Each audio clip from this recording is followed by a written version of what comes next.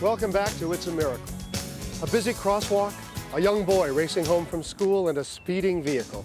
It's a scenario for a disaster and the perfect moment for a miracle to happen. No one can predict when tragedy will strike. It can come at any moment. Kit Tucker of Kingston, Ontario, was about to discover this as she prepared for her 3 sons to arrive home from school. Kit always insisted the boys follow a daily routine. They would meet each other at the baseball diamond right outside the school. And when all 3 of them were together, they were instructed to walk home together because of safety factors and things like that. But even this daily routine could not prevent the tragic accident that was about to happen.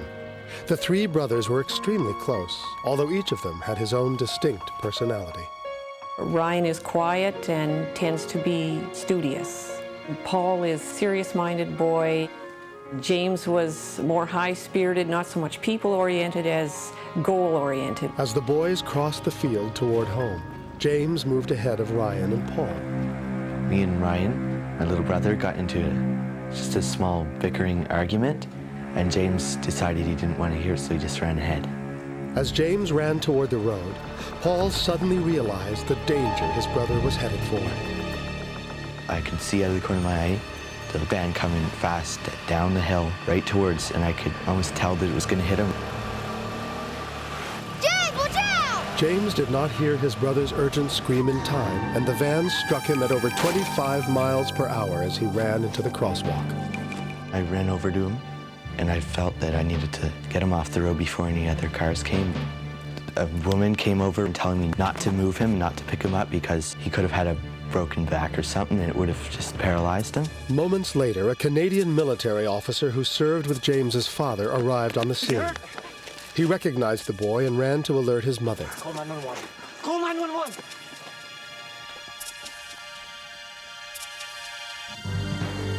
Kit Tucker received the devastating news. I went to the front door, and a man burst through the door and said, "Are you Mrs. Tucker? Your son's been hit by a car." He was hit by a car. Oh my God! I thought what every mother would think. Who is it, and is he dead, and how badly injured is he? Rushing to the scene, Kit still had no idea which of her sons had been struck by the vehicle. I was expecting it to be Ryan because Ryan would be the youngest, and I would think that was something the youngest child would do. I was surprised that it was James. I was filled with compassion when I looked at him and saw him lying on the ground. He was conscious at that point, and I spoke right to him as soon as I saw him. I said, "You're going to be all right, you're fine, Mommy's here." He was comforted by that. I love you, honey. Everything's gonna be all right. Within minutes, paramedics arrived to tend to the injured boy. James's father, Len Tucker, had been summoned from the nearby army base. When I knelt down beside James, my first feelings were anger. Who could do this? And why him? I think she took one look at me and she could see that I was angry. She put her hand on my shoulder and said, "It's okay." No, he's okay. He's okay. Everything's gonna be okay. James was rushed to a local hospital. The direct impact by the speeding vehicle would almost certainly have caused massive head injuries. But miraculously, the only injuries that doctors could find were a few broken teeth. They had done x-rays, they had tested him. They couldn't really find anything wrong with him at all, except for his teeth, that he needed to see a dentist. A few hours later, James was released from the hospital. That night, with her son safely at home, Kit reflected on the incredible miracle that had happened that day. How her son had survived a major car impact with only a few broken teeth. Later, as she tucked Paul into bed, she discovered the miracle was even more incredible than she'd ever imagined. I was concerned about how they felt about the accident, and Paul said he hadn't really been worried because there had been another boy. Another boy? Yeah. What other boy? And that he felt that he was the one that was hit. Paul's story about another boy being hit by the van seemed impossible, but she urged him to tell her exactly what he'd seen. He disappeared. I saw the van.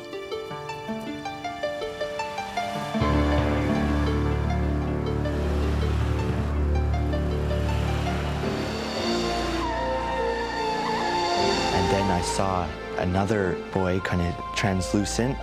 He took the impact of the van. It protected him from getting injured on the side where the van hit him. And he got all his injuries from hitting the road, not any from the van. So the other boy protected him as his guardian angel. When Paul was talking to me, he's a very straightforward child. He doesn't make up tales. Having been brought up with the idea of guardian angels, I think it clicked instantly. Something in me just said, this is a miracle, this is miraculous.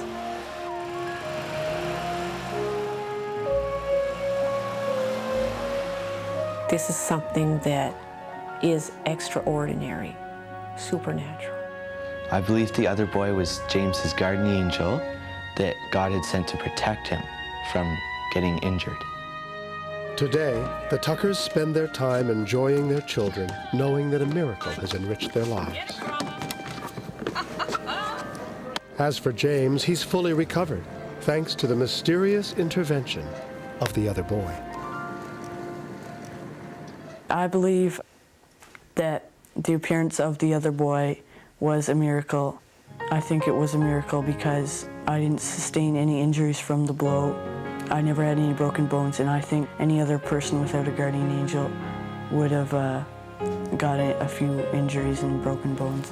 Whether you believe in guardian angels or not, James is living proof that sometimes a tragedy can be miraculously prevented, although we may never know why.